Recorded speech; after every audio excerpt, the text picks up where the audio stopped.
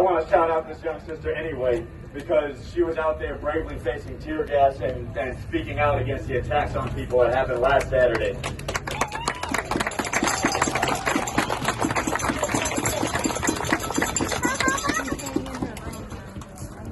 And look, it is very important that everybody came out here today, because what happened to Dejan Kazee is not fucking normal, and people should never get used to it.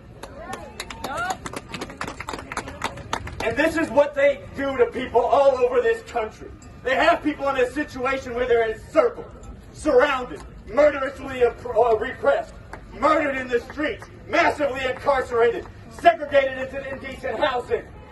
This is how they set up a whole people for a genocide. And when they come out and drive the protesters out of the street night after night after night, they are telling you, this is what we can do to you, and nobody can come out and stand together to stand up against this. So when we come out here together, this is part of turning what they do, trying to encircle the people who have the hardest life back around on them. We need to encircle them by bringing forward waves of people rising up all over this country.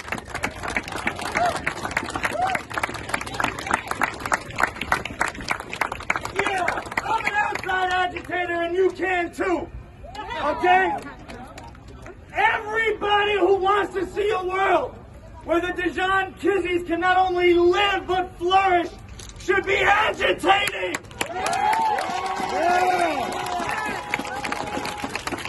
Everybody who wants the generations of black and brown youth to grow up without a target on their back should be agitating.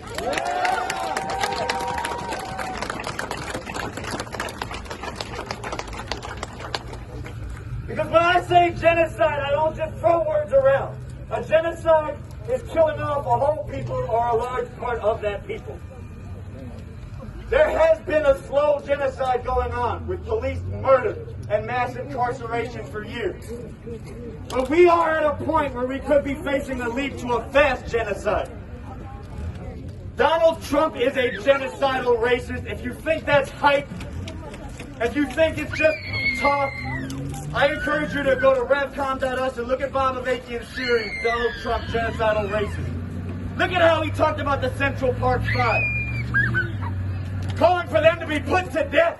Teenagers, underage, who were falsely accused, who to this day Donald Trump says they must have done something to deserve being locked away and put to death. These people are genocidal racists.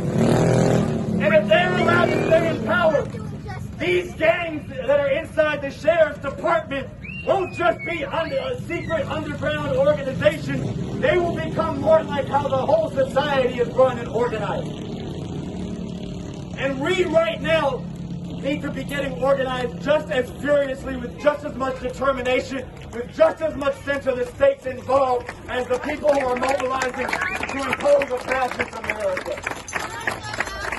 That means being in the streets day after day, week after week, making all kinds of art that demands an end to the fascist America and a defeat for Trump. But it also means that some of us have to start networking and talking now about how are we going to defend the people and the right to the people that are increasingly coming under attack.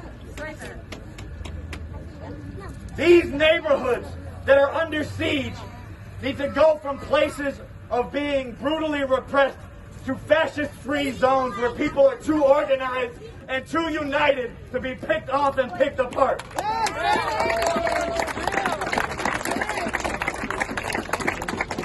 And where people don't just see it as some people over there who are facing this, but see everybody who comes under attack this way as our people. Well, I don't care if you're black, brown, white, red, green, purple, I don't care. If you're a human being with an ounce of humanity, this is your fight.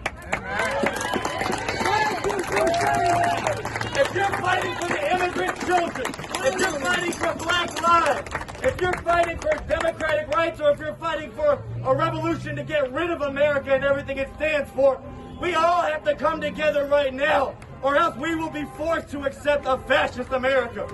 And just yesterday was 9/11. which was an anniversary not just of towers coming down in New York, but of Pinochet in Chile. Here is an example of what happens when a fascist comes to power.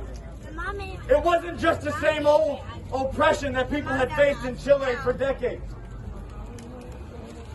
People were driven out of the country. People who fought for justice and all their kinds of rights were driven out of the country, driven underground, forced to find refuge.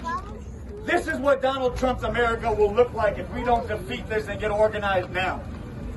We cannot be planning for some future where we lose. We have to be planning now for how we win.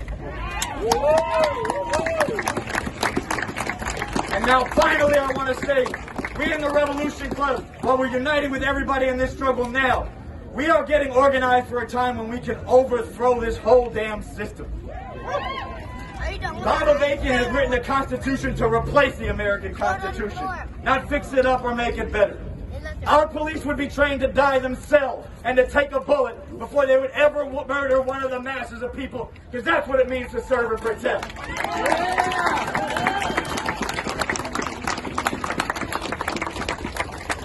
So if you want to be part of fighting to get to that different world, we need to unite, but we also need to get organized for an actual revolution. Come see me and all those in these Revolution Nothing Less shirts, and let's go. Let's get organized.